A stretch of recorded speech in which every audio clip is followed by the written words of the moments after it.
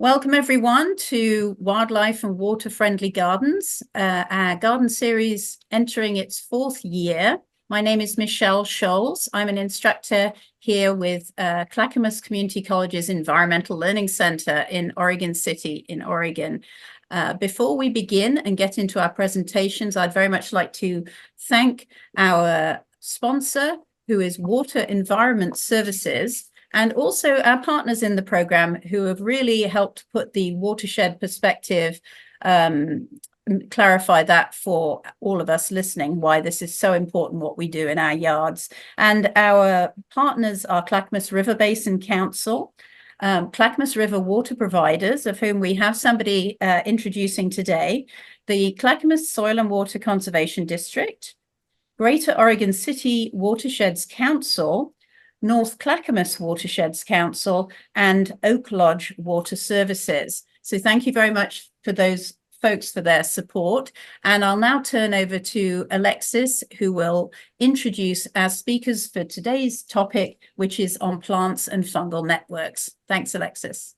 Thank you, Michelle, and good morning and welcome, everybody. Oh, no, it's afternoon as of 4 minutes ago.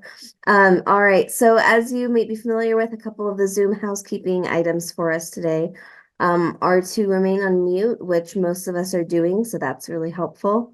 If you have any clarifying questions, please feel free to send them in chat. And Claudia has let us know that she is very interruptible, very open for conversation. So in previous sessions, we've really held questions until the very end. But if there's a clarifier, and she might pause and ask the audience if you guys have any questions before she moves forward. Just know that we're open to questions a little bit more today. For the most part, I will still collect them via chat for a question and answer session at the end, though. It's my pleasure to introduce our speakers today. So Christine works for the Clackamas River Water Providers, or CRWP. And for the last 17 years, she's been the Water Conservation, Public Outreach, and Education Program Coordinator. The CRWP is a coalition of cities and public water providers who use the Clackamas River as their drinking water source. Prior to working in public drinking water, Christine worked in the landscape industry, wholesale nurseries, residential and industrial landscape maintenance, as well as tree care. Christine's road to public drinking water began with the State of Oregon Cross Connection Specialist Certification, which she used while working for a local consulting agency who works with public water systems in Oregon, Washington, and Idaho. And from there, Christine obtained a position with Oak Lodge Water Services as a cross-connection specialist and conservation program coordinator, distribution maintenance, and customer service specialist. In 2007, the Clackamas River Water Providers was formed, and Christine was invited to be their Water Conservation, Public Outreach, and Education Program Coordinator, working alongside Kim Swan, who is the CRWP's Water Resource Manager. And then our primary speaker today is Claudia. So Claudia has degrees in plant science and soil management, and her career has been spent primarily working with home gardeners. Claudia has been the natural specialist for Whitney Farm in Scotts, served as technical specialist at Lily Miller and Supersoil, and was heard as the garden doctor on Portland's KEX radio. Claudia has also been a master gardener for over 30 years, and these days she can be best found at the Portland Nursery's information desk, still helping people achieve their best garden. We're lucky to have her with us here today on Zoom to help all of you achieve your best gardens. With no further ado, I'm going to launch a couple of poll questions for us. All right, first up, that should be showing up on your screen. And Claudia or Christine, if either of you want to come off of mute to read the questions, that could be good. Otherwise, I'll read them aloud for us as our participants are coming through. Yeah, Claudia. I can do it.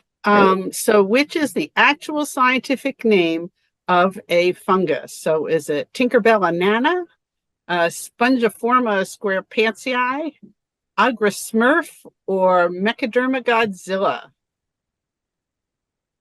And we have some ideas of which one is actually a fungus. We do. I don't know if my co-host, if you guys can see which one is winning out so far, but it is making me smile.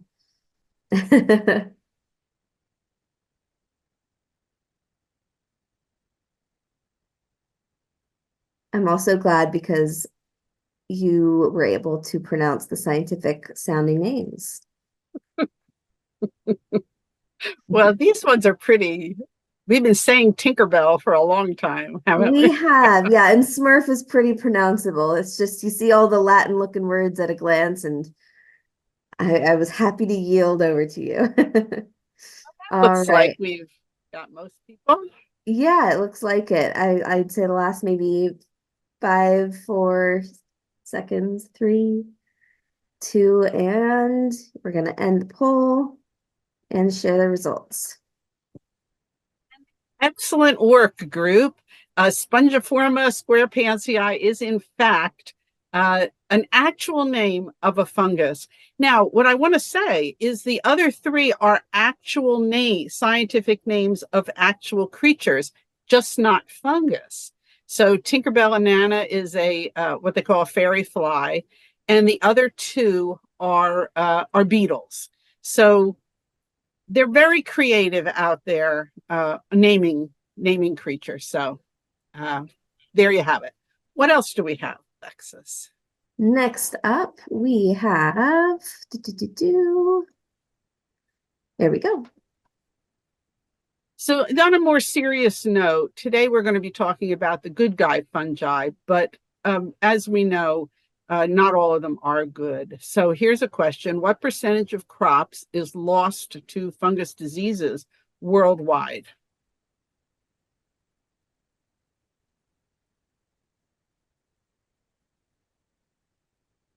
All right, the responses are rolling in. Yeah, people are good at this. Mm-hmm.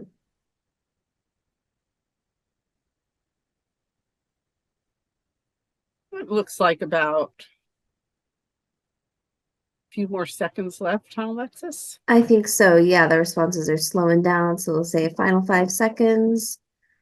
3, 2. Oh, good. That got one more response in. Here we go. Once again, this group knows what they're talking about. It is true. 10 to 20% of crops worldwide are lost to fungal diseases. So you see that any help our plants can get is certainly worth doing. So, and the third one is one of Christine's water questions. It is. So Claudia, I might invite you to get the screen share going while I launch this third one for us so that we're ready to go. And Christine, did you want to read this one aloud to everybody? You bet. How much water is taken from the Clackamas River in the summer compared to the winter? About half as much in the summer as in the winter, about the same in summer and winter, about 1.5 times more water in the summer, or about 2 to 3 times more water in the summer. All right.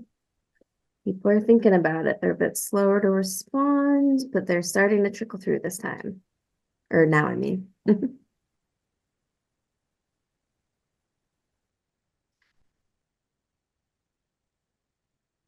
All right. I'm going to give us a final, maybe final 5, maybe final 10 seconds for guesses. There's still some coming through. All right.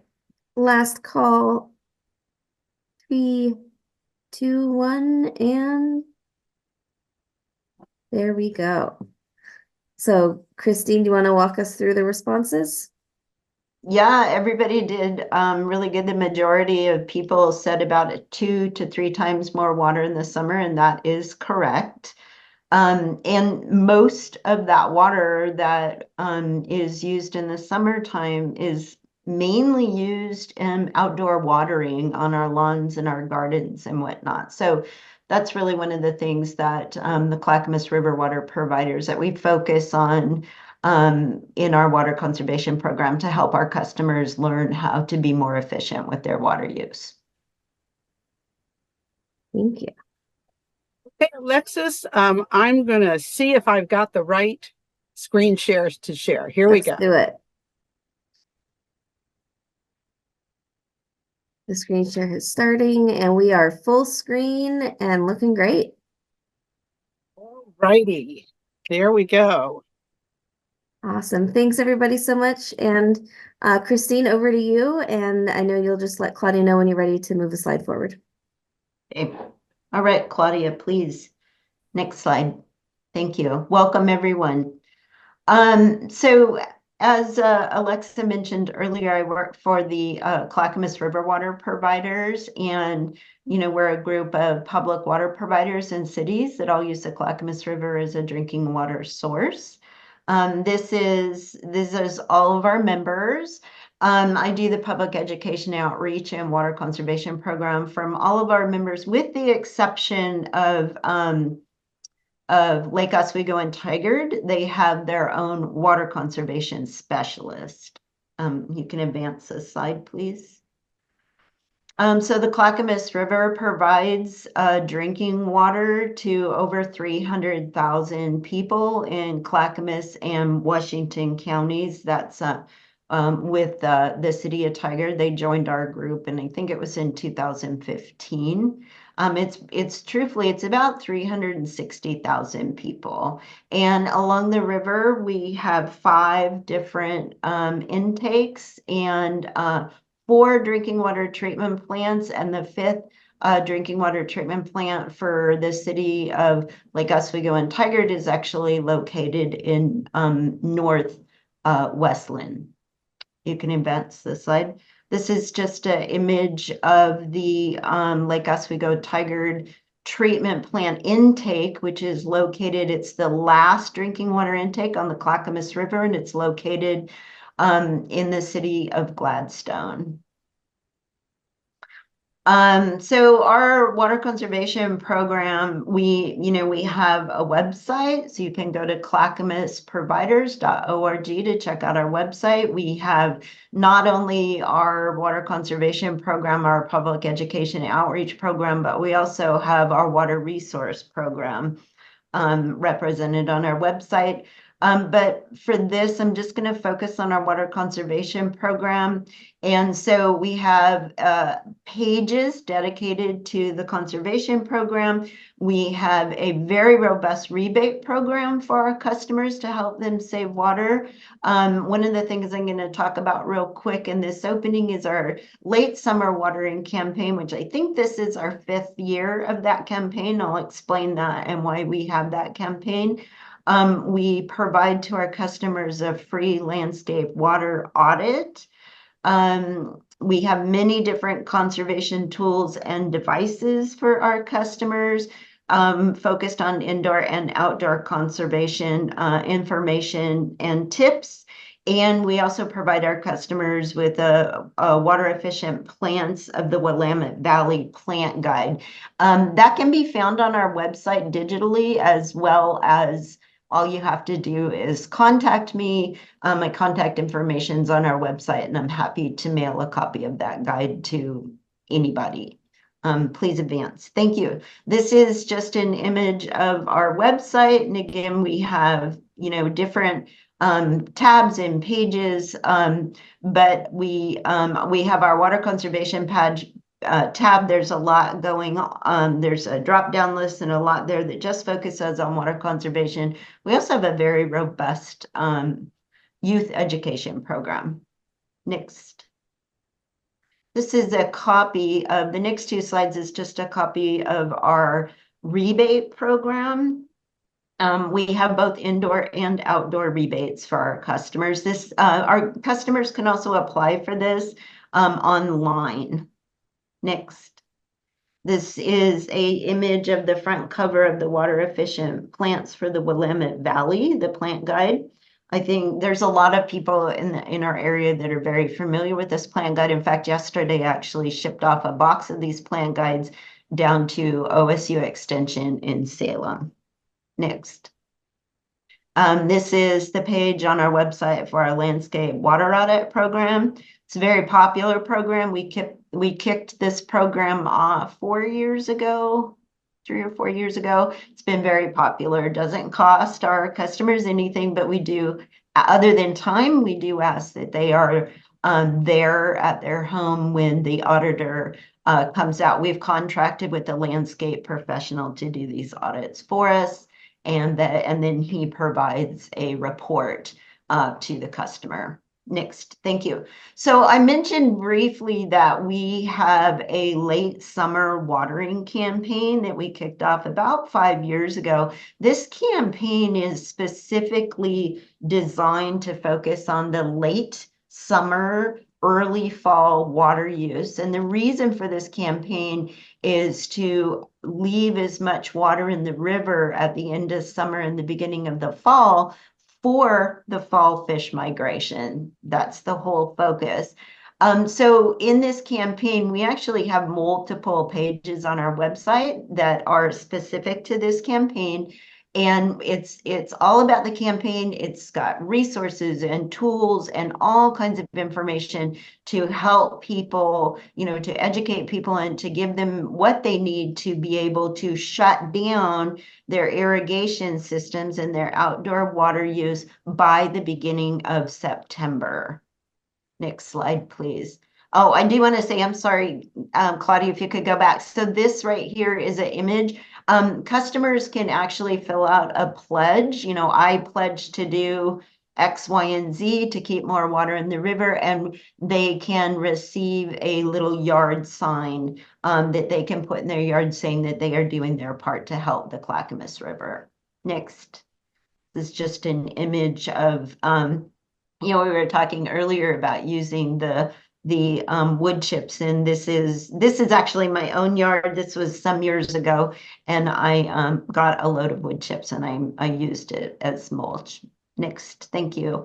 Again, we focus on, one of the things that we focus on as a bit of education to our customers about helping them be more water efficient in their outdoor practices is, adding amendments and mulch to their soils can do absolute wonders. Something that's fairly easy, an inch or two of a good mulch on your garden beds can really, really help to retain moisture in the soil, as well as feeding the soil, which gives you a much more healthy soil, which gives you a much more healthy plant. Next. Just another image of the front yard. Grouping plants together is a really good idea. This is, of course, just a group of echinacea, but, right plant in the right place. So grouping your plants together by their watering needs and then making sure that they are in a place that provides them with their needs to grow and be healthy. Thank you. Water wisely. The greatest waste of water is watering too much too often. Sometimes when people, they have their irrigation systems set up and this and that, and they tend to put the same amount of water on their garden beds as they do on their lawn, and that's not necessarily the case. So again, it's just really, thinking about your yard, microclimates, what type of plant would do best in what area, and clumping those group of plants together. And then the type of irrigation system that you're using as well. Thank you. Next. Just a little bit of additional information if you're interested. That's a link to that plant guide that can be found on our website. Our conservation page, we do a quarterly newsletter. And you can sign up for that if you're interested. And then down at the bottom is my my email address if you'd like to email me. Next, I think that might be it, Claudia. Yeah, so I'm really, really pleased to introduce Claudia Groth today. She's going to do a wonderful presentation for us, and she's going to talk about mycorrhizal, the good fungi in the soil that can help our soil be healthy. And it also really, really helps with water retention. Claudia, thank you so much for being here. Take it away. Happy to be here. And as a master gardener, I did notice there were probably a few master gardeners out there as well. I want to remind us that OSU Extension Service master gardeners are volunteer educators, neighbors, and on-the-ground researchers, which serve their community with solid training in science-based sustainable gardening and a love of lifelong learning. And anybody out there, if you have a love of gardening and lifelong learning, I encourage you to join your County Master Gardener program. We would love to have you. So, plants and fungal networks. Drought can decimate trees and shrubs, as we've all found out recently, but we want lush and lovely. We want lush and lovely. Goodness, I'm getting messages on my phone. Sorry. Recent precipitation to the contrary, rain meets our plants' needs pretty much only in winter and spring. Summer days with their 90 degrees, even 80 degrees, rarely do. And that's when plants are growing the fastest and need water the most. However, besides we, the gardeners, just adding more water, we have some natural help. There's some natural help for our plants. So there are lots of fungi in the soil doing lots of good things. And today I'm going to talk about one of them, specifically the mycorrhizal fungi, which attach beneficially to the roots of plants. And they form a partnership with the plant, which is called a mycorrhiza. And let's see how this works. Mycorrhizal fungi attach to the roots of plants and become like a part of the plant's root system. Their fungal threads go out into to the soil, and these fungal threads are called hyphae, and they are the body of the fungus, and they go out into the soil searching for the same things the roots would search for, which is water and nutrients. Now, in this picture, the bright white spots are the root tips of the plants, and these go out into the soil maybe a couple of millimeters. But the mycorrhizal hyphae that are attached to those root tips go out much farther, 2 feet or more, and they are absorbing water all along their length, and they are going to a much wider, much larger volume of soil than the plant itself could reach. Also, the hyphae can go places that plant roots can't. Take a look at those tiny threads coming out of the root tip. They are so much thinner than a root hair. Estimates go from 1/20th to 1/50th the diameter of a human hair. So they can find places that the root can't get to. And estimates, and I want to know who the person was who did this, a shot glass full of soil could have up to 8,000 yards of fungal strands in it. So I really want to know the person who did that experiment. So these hyphae find tiny pockets of water between clay particles, gather that water, store it for themselves in some cases, of course, but also share it with the plants when it's needed. So you can see right away that this partnership, by increasing the plant's ability to get water from the soil, could help it survive drought conditions.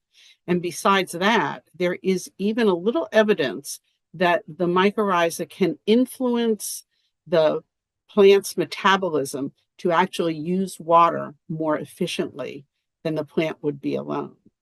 So now what does the fungus get for its trouble? Well, the fungus is primarily underground, as we can see, and cannot photosynthesize. It really has no way to acquire the carbon it needs to build its cells. So in return for the water that it gives the plants share carbohydrates that it makes from photosynthesis. For the fungus and the plant, it's a win-win. Well, what else are the mycorrhiza doing down there? They're also acquiring nutrients as they go out into the soil, and it shares those nutrients with the plant. Probably the most important one is phosphorus. Phosphorus is the bigger part of the central energy molecule, which runs all cell activity. Plant cells are cells, and that, if you're looking for something for your Scrabble, that's adenosine triphosphate, ATP. Now, phosphorus does not move easily in the soil. It can also be bound in organic matter and other insoluble combinations with nutrients. So the mycorrhizal strands will access a larger volume of water and larger volume of soil and get that phosphorus out where plant roots can't reach it.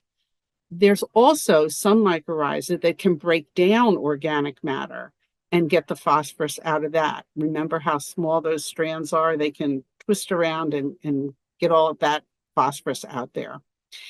Phosphorus may be the most beneficial of the nutrients that it brings back to the plant, but it also shares nitrogen, zinc, and many other ones.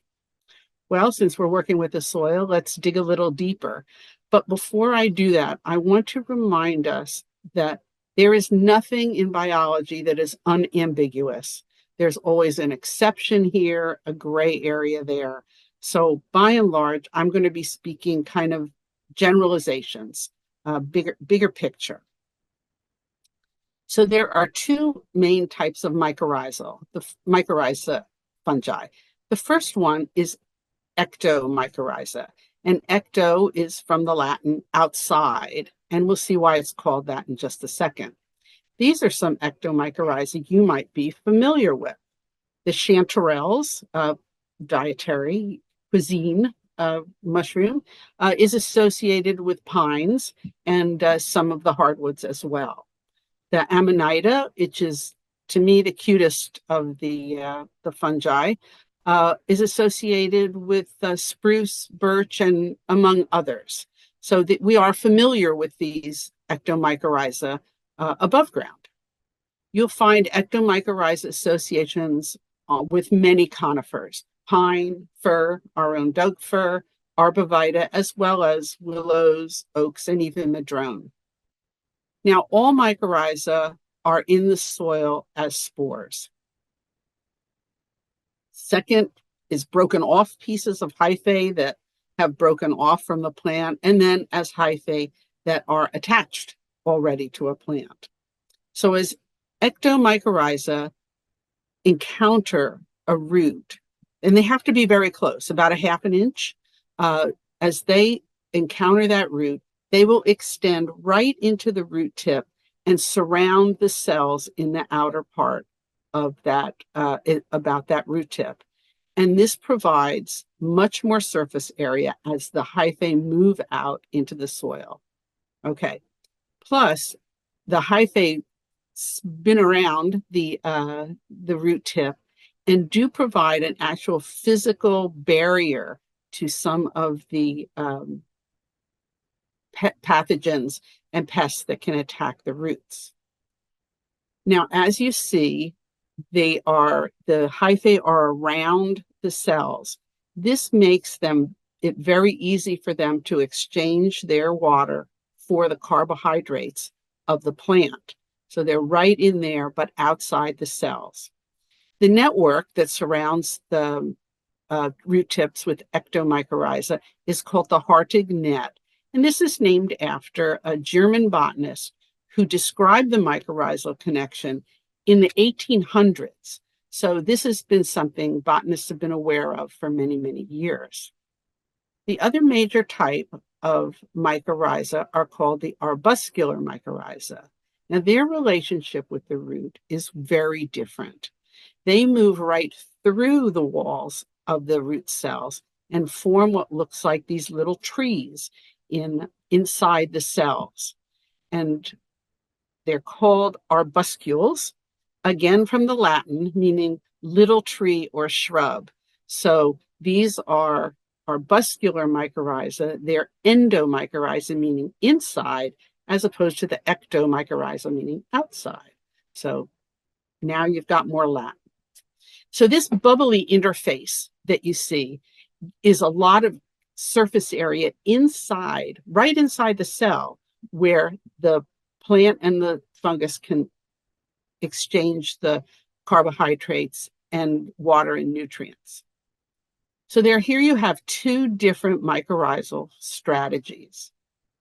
Both expand the ability of the plant to get water and resist drought, and then to get nutrients. With the arbuscular mycorrhiza fungi, their advantage is that the exchange takes place right inside the cell, making it very fast and efficient to do this exchange. They also have water holding organs that can store the water that they find in the soil for use later. The advantage of the ectomycorrhiza is that it coats those root tips and provides some protection from pathogens. So the question is one system better than the other, you might wonder. Well, let's take a look, see who thinks that. Ectomycorrhizal fungi are estimated to colonize 5 to 10% of the plant species worldwide. And this is mostly woody plants. These are plants that grow slowly and live a long time. The root tip mycorrhizal connection will last 3 to 6 months inside the cell. Of course, it's always, as the roots are growing, it's always adding more and more as it goes forward. But these mycorrhizal connections, the ectomycorrhizal connections, will last about 3 to 6 months. Now, the arbuscular mycorrhiza will infect about 85 to 90% of plant species on the planet. They are more associated with herbaceous plants, petunias, pansies, and so forth, along with most of the staple foods for cultures around the world: rice, wheat, yams, and corn. All are arbuscular mycorrhizal plants. Their arbuscular connections with the root tip only last between 4 and 10 days. So they are connected to plants with a much faster turnover lifestyle. Things are growing faster. Some of them even are annuals. And so they need to be very efficient very quickly. So it's not that one system is better than the other, but you can see that plants and the fungi have adapted to different lifestyles, different plant lifestyles. So we've covered 95% of the plants that have mycorrhiza. What about the non-mycorrhizal plants? Are these plants desperate out there, living sad little lives, barely avoiding extinction? Well, no. These are brassicas, are cauliflower and cabbages. There's our Pacific Pacific Bay laurels there. Many flowers, both ornamental and native, are non-mycorrhizal, and many of the grasses. So the question is, how are they doing it? The advantages seem great, but these plants don't seem to agree. What they have done is develop specialized roots. They have a much greater degree of branching on the roots than mycorrhizal plants. And this enables them to access that same larger soil volume without the use of mycorrhiza. So if you're out there growing tomatoes and cabbages at the end of the season, pull them out, take a look. Maybe you'll be able to see this incredible branching that the non-mycorrhizal plants do. So even these non-mycorrhizal, mostly non-mycorrhizal plants will establish an arbuscular mycorrhizal connection under some circumstances. Remember what I said about there being exceptions everywhere. Think about how diverse the world is. Alpine, mountainous conditions, valley floors, Arctic, tropical, all of these require different adaptations for plants and their mycorrhiza to adjust to. Before I go on, Alexis, was there anything you wanted to interrupt me for? I haven't seen any clarifying questions coming through in chat regarding the content you've covered so far.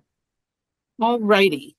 So we're talking about adaptations and something different plants doing different things. So I'd like to talk about two less widely spread mycorrhizal adaptations that are kind of interesting. There are, for our ericaceous plants, and these are kind of acid soil-loving plants, rhododendrons, heaths and heathers, blueberries. These folks have their own special mycorrhiza. They are endomycorrhiza, but they don't have the arbuscules that the arbuscular mycorrhiza have. They have coils inside the cell instead of the little arbuscules.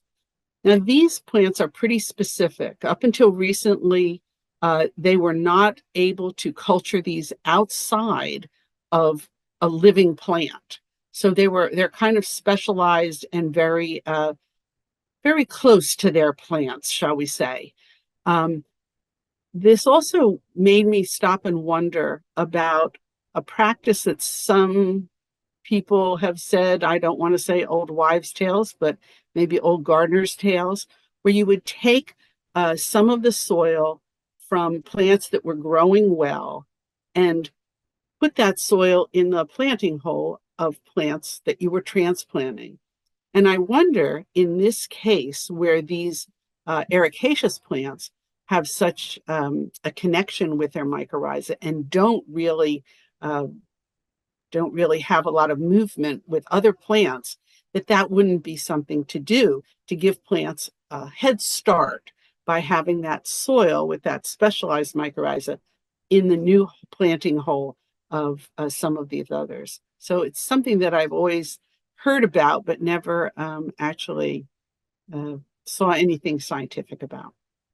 Well, the other type of really unusual mycorrhizal connections is the ones with orchids. The divas of the plant world, of course, had to have their own mycorrhiza to themselves. This is a particularly unusual one because we think of mycorrhiza as supplying the plant with nutrients and getting back carbohydrates. In the case of orchids, the spores of orchids are so tiny that in some cases, the mycorrhiza actually supplies carbohydrates to the spores to get those spores to germinate.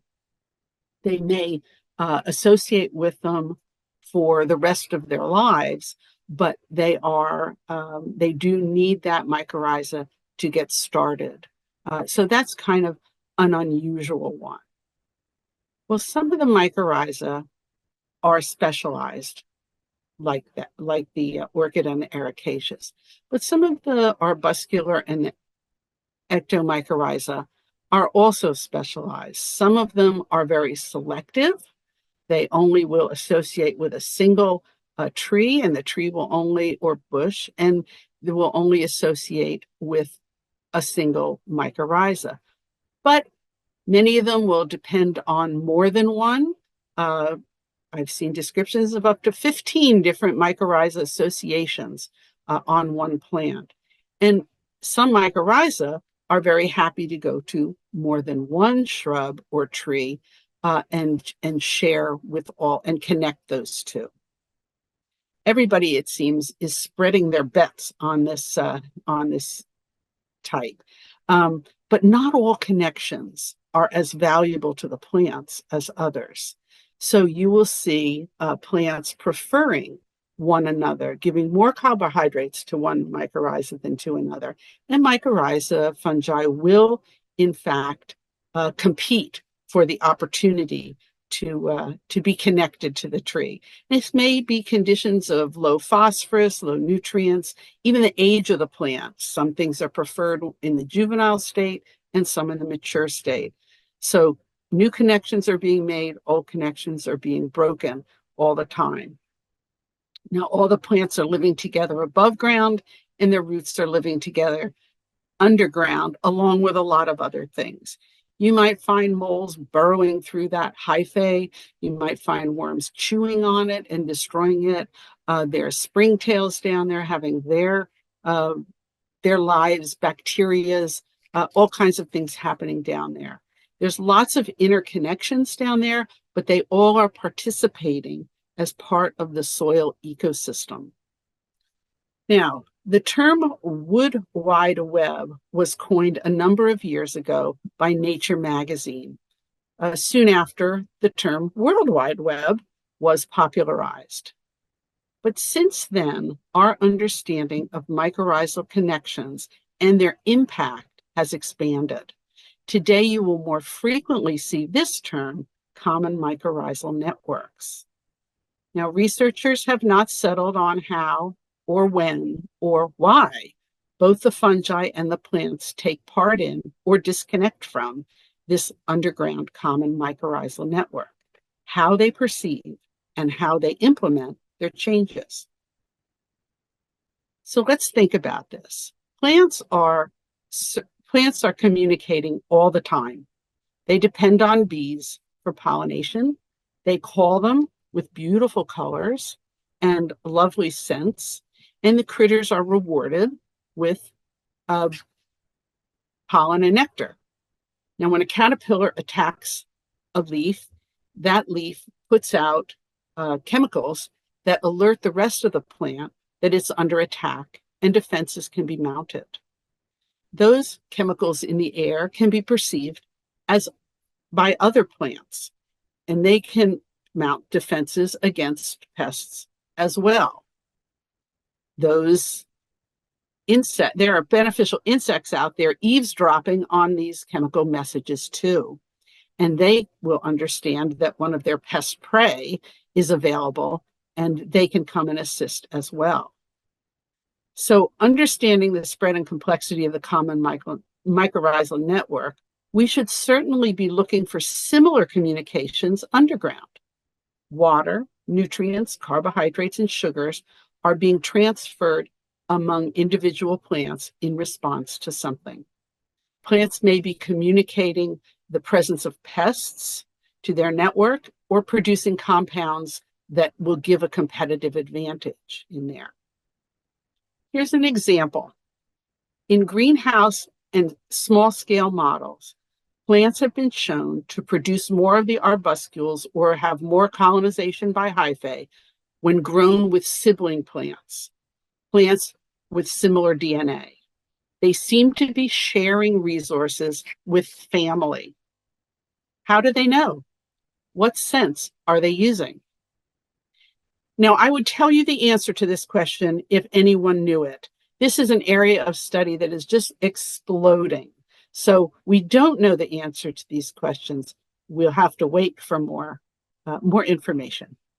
So if you're waiting for that, I'm sorry that I don't have the answer for that.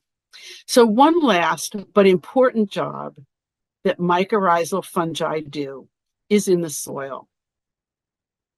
The sticky stuff that fungi produce around their hyphae is called glomalin.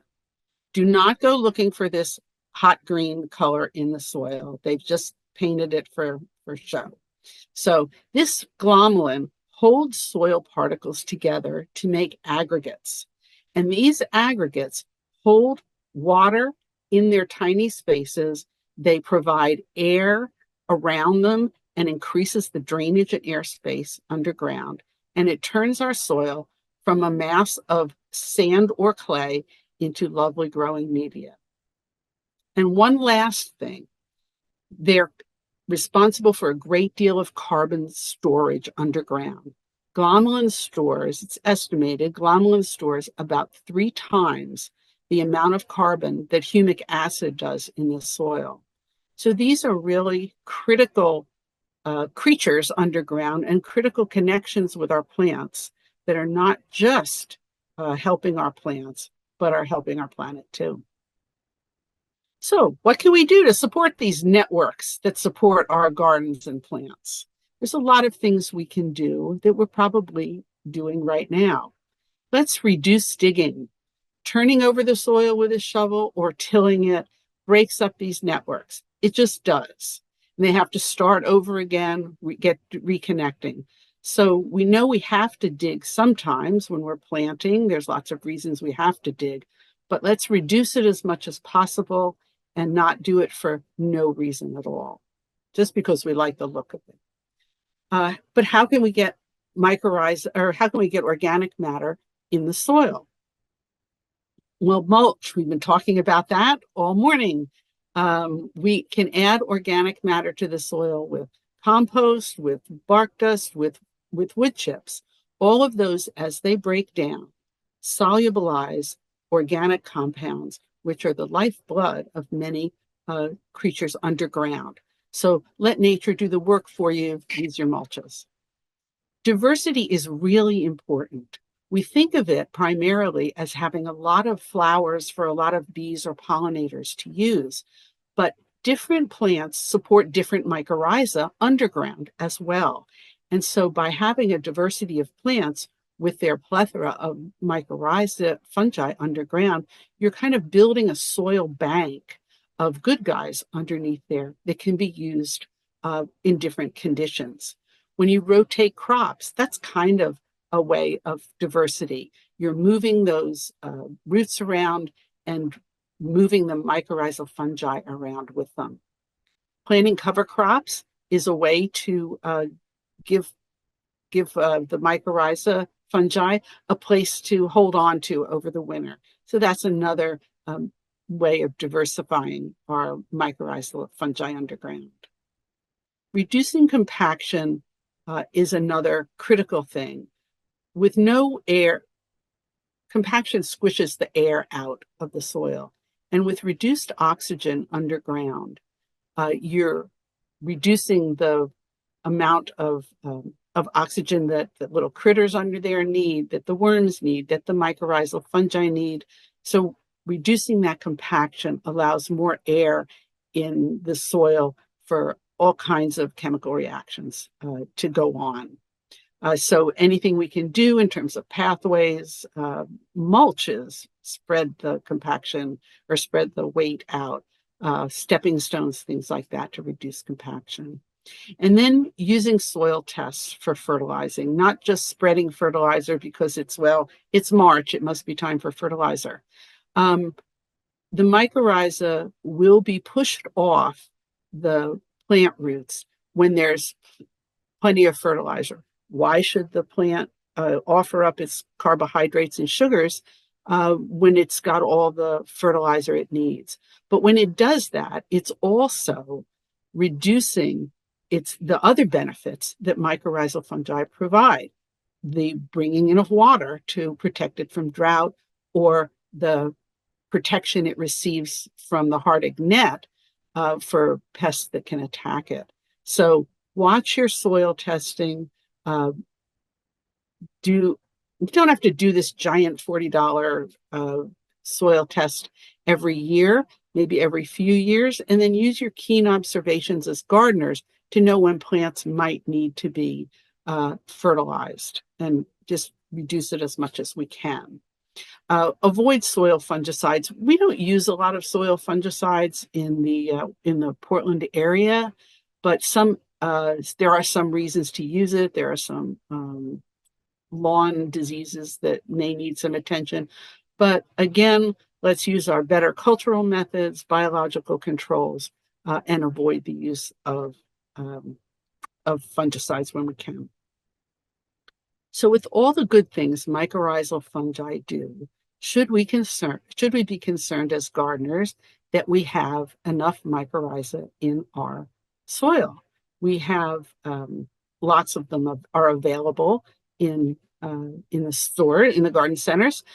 Should we be out there buying them? Well, if we've got good, healthy gardens and our gardens are looking good, we probably have plenty down there already. But there are circumstances that you might consider using them. New construction, areas that have been regraded and had the topsoil cut off them. That's one place you might think of adding some mycorrhiza. Or if you've had a remodeling project done, the soil has been damaged and you're trying to re-landscape it. There's a thought. Changing from a lawn to a vegetable garden, that might be a place to use it. What about containers? Containers have no real way to get mycorrhizal fungi. They're not going to creep up through the hole in the bottom. So that's a place you might consider using them, especially with permanent containers that people have on their decks and patios with a little shrub in it. That might be a place to add some fungi. The mycorrhizal fungi come in fertilizers, and they also come, you can just buy a packet of those guys. You might just sprinkle it in planting holes, mix with water. You can soak a root ball in there before it's planted in your containers. So these are available for those places where you absolutely need it. So I've given you a glimpse of, just a glimpse of the mycorrhiza and how they are benefiting us and the plants in terms of resisting drought and many other things. I think they're a great tool in the plant world's toolkit for helping our plants survive and thrive under a lot of different environmental conditions, including drought. So Alexis is going to put some good resources in the chat. Publications. Washington State University is very active on mycorrhizal research, and there's some good videos out there. I hope you'll check them all out. And Alexis, if there are any questions, I would be happy to answer them. Wonderful. Thank you so much.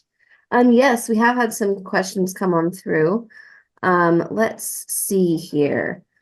Let me figure out which one to ask. There was one thing I'll speak directly to someone in chat who asked about how to get mycorrhiza started in our gardens, and is there an organic substance we can buy? If the person that asked that, if you still have that question, can you please let us know? Otherwise, I think Claudia, they asked that kind of right before you started to talk about where and whether to introduce stuff. Go ahead. Looks like I would like to say that this is very much a case of if you build it, they will come. So if you're having good soil conditions, if you're doing all those good things to resist compaction and keeping organic matter in your soil, mulching to protect the soil from erosion, things like that, that is a place that if you add mycorrhiza or bring them in just by having plants growing in the roots, they need that good soil health work done to keep them active. Okay, thank you. And a couple associated questions talking, on the subtopic here. Is that something that growers are using, like soil mixes with mycorrhiza in them? Absolutely. Many of them are using mycorrhiza to keep their plants growing quickly for sale, but also they're widely used in industries that are going to do kind of reclamation. As I always say, you can bet that Weyerhaeuser knows exactly the mycorrhizal fungi to add with their plants when they're putting out a plantation. So yes, these are something that growers use. Thank you. And someone wrote that they've heard that most of the mycorrhiza in products that contain them are actually dead and not that useful. And they were wondering if that's true or if the products have changed to improve this, or how to, is that a factor to consider? Absolutely a factor. Oregon Department of Agriculture a number of years ago started looking at this and to try and assure us as consumers that what we were buying is actually in the package. It's not an easy thing to do. They are, as I said, with the ericaceous, you can't grow, you can't put those in a package because they only are attached to living roots. They are certainly working on those to help out. So what should I say? They are assuring me that anything that claims that it has spores is likely more viable than something that just has hyphae in it. So there's that part of it. But if they're associated with fertilizer, of course, the fertilizer is going to do something for you. But again, it is a matter of providing good soil conditions for the ones that are out there to bring those in. Thank you. Do you know if there are any that are more specifically selected for having ecological benefit versus just easy to grow? Or is that distinction, how does that distinction, what's the import of it?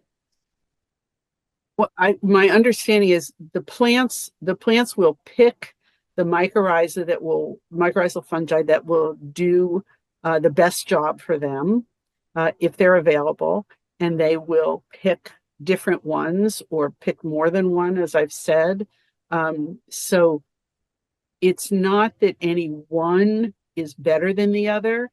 It's just which one is the plant suited for, which mycorrhiza is suited for which plant. And so they will pick up the ones that they feel are the best for them. Okay. It's not something we can do. We can't just, tell them, use this one. Thank you. One final maybe question, are earthworm castings a good way to add mycorrhizal fungi? Earthworm castings would not, it's a good question.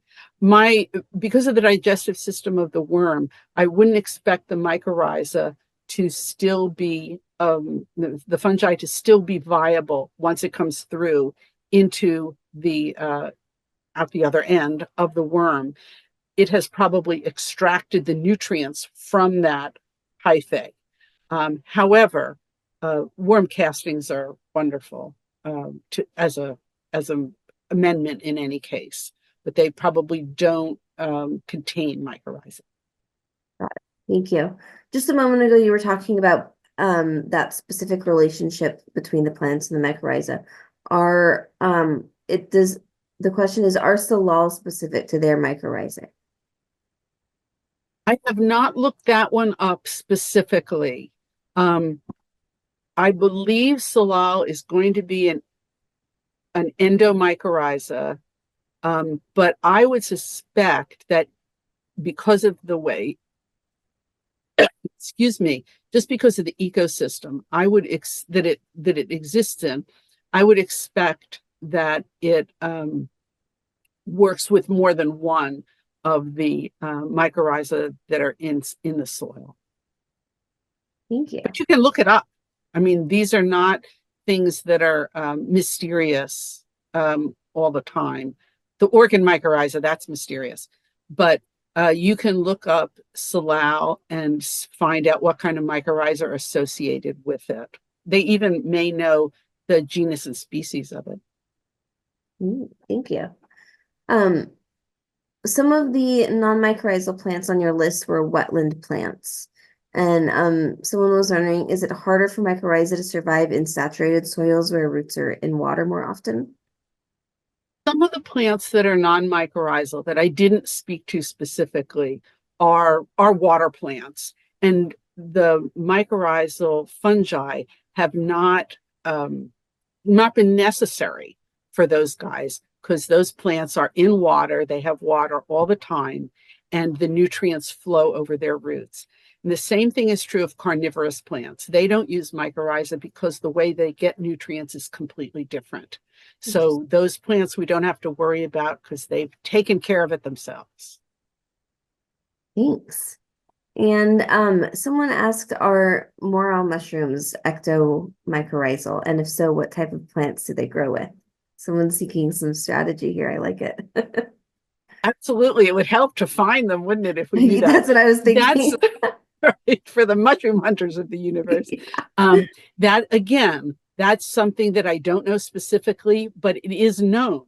So you can look up, morels, what plants do the mycorrhizal fungi, as ectomycorrhizal fungi, which plants are they most associated with?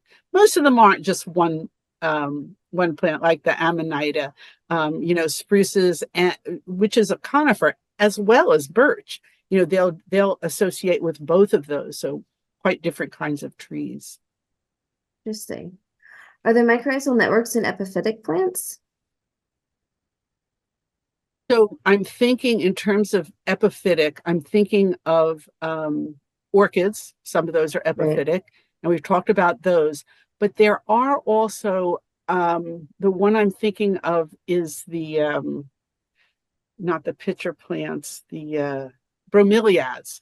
And those, I believe, are one of those mycorrhizal, mostly non-mycorrhizal, but will have associations if I'm not remembering. Again, look it up. These are known in most cases. That's great. Thank you. Christine, one question was asking, I believe it was about the list that you shared on the water saving plants, and they were wondering if that focused on native plants, if that was focused on natives. The plant guide, the Willamette Valley plant guide. Yeah, I saw that. I get that question a lot. That plant guide was developed it does have some native plants, but it also just has, mostly adaptive plants to the Willamette Valley that, once they're established would be water efficient. The other, in producing that plant guide, one of the other things that we really focused on was making sure that all the plants that are in that guide are plants and trees and shrubs that people can find anywhere. So in other words, you don't have to go to some specialty nursery or order it, from some special place online. So yes, you will find some native plants in there, but that's not the whole of the guide. Okay, thank you. Mhm. All right, and so we have just a couple of questions left, Claudia. These start to branch out. I feel like there's some pun intended somewhere in there. Um, towards soil. So someone was asking, where do you get soil tests? And what are the benefits of earthworm castings? Could you speak to either of those? Can. Soil tests, we have a laboratory here in our area out in Beaverton called A&L Laboratory. They do a great job with homeowner information. There are other places that do that. There are even kits you can buy in garden centers that you can send away, send your soil away for that. So soil tests are available out there, out at a laboratory, and you can find out how much organic matter you have. You don't have to do the whole $40. Find out how much boron you have in your soil. Just kind of do a NPK and some pH, which is a great thing to do. I am not a fan of the little kits you buy in the garden center that tell you how much nitrogen or phosphorus you have. But the pH test kits that come in the garden center, they are fairly accurate from the research I've read, and I say fairly accurate, and would provide you over time with a way of seeing how your pH is doing if you're trying to raise or lower it. So those are my thoughts on soil testing. On earthworm castings, I've read a little bit of research on those, and they seem to be very, very helpful to plants. Plants seem to grow very vigorously with not a whole lot. I mean, it's not like you have to put 50% earthworm castings in your pot to get good response. So they seem to have a lot of besides the NP and K, they seem to have a lot of growth promoting abilities, shall we say. I like to say that earthworm castings appear to be magic because the actual hard science of them is not totally nailed down, but they do show excellent growth response. Wonderful, thank you. I'm just asking a clarifying question to Larry about if he's asking book recommendations for soil or fungal networks. So Larry, I'll keep an eye out for your chat response from that. Otherwise, the only other question we have received that I haven't conveyed, I have two clarifying chats in chat that I'll keep an eye on. But one question asked about how do you suppose, when we were talking about mulch earlier, they asked, how do you suppose bark chips affect habitat for ground nesting bees? And I don't know if either of you want to try to address that, but I will say that we have been recording each of these week's presentations, and a couple of weeks ago we had Anthony Methalopoulos. I hope I said his name right. From Oregon State, who's super knowledgeable about bees. And that was one of the questions that came up, was about how much bare ground to leave. They are not going to, it depends on how much bark dust. If you've got just a dusting of bark dust, that's one thing. But if you're putting 3 or 4 inches of bark or any mulch on the soil, the little bees aren't going to be able to get through it. I leave bare soil in places where people don't see it. So I have a kind of terrace, and it has plants on the front of it. I leave bare behind that. I leave bare ground around where my hose is. So they enjoy the water too, I guess, because I always see a lot of little bee holes there. I would just have people look around in your yard for where you don't see it and leave those areas open. I don't have a big yard. I have small spaces. So I'm not very vigorous about covering everything with bark dust. And I don't feel bad about it because I know the bees will be happy there. Yeah. What was the Wonderful. other one? The other one, I just got a confirmation. They were asking if you had any book recommendations, and we were talking about soil. So my clarifying question for him was if he was asking about soil testing versus fungal networks. It's fungal networks. Do you have any book recommendations for folks that want to learn more about plants and fungal networks? There was one publication that I hope you put in the chat from Washington State University. And I forget the name of it. A Gardener's Primer to Mycorrhizal. I'll put it back in That's one more it. time. That is a super publication. You can download it. I'm not sure if you can even get it printed, but you can download it for free from Washington State University. And it is a really super primer on the networks and on some of the research they're doing there. Awesome. Thank you so much. Yeah. Yeah, that's it for questions that we have. So as all of us prepare to kind of move on to the rest of our day, I'm going to put the evaluation link for today's presentation in chat and invite you all to join us next week. We will be talking, or we will be hearing the answer to the question, what tree should I plant? And any of you that are also book hungry, there's some other book recommendations coming through on chat from your fellow attendees. Mm-hmm. Yeah, I just read this one, which I think was put in the chat, Finding the Mother Tree, Suzanne Simard, Discovering the Wisdom of the Forest. I thought that was very interesting about her research on fungal networks. Yeah, wonderful. Okay, yeah, I haven't seen any other questions come through. So there's the evaluation link. And one thing that came through on chat at the very beginning of last week was asking about receiving the slide decks. And we do have all of those. It's sounding like what we might end up doing is bundling them all and sending them after next week, sending them from all of the week's presentations, because some have been sent out after, but not all. So we will get all those out to you for the few of you that are still left. I think we're good to wrap up. Thank you so much, Christine and Claudia. Yeah, thank you everyone for joining us, and absolutely fascinating. Thank you so much, Claudia and Christine, for your presentations today. And a bit wet here, but when you can, get out there, enjoy your gardening, and we'll see you next week for the final one in the series.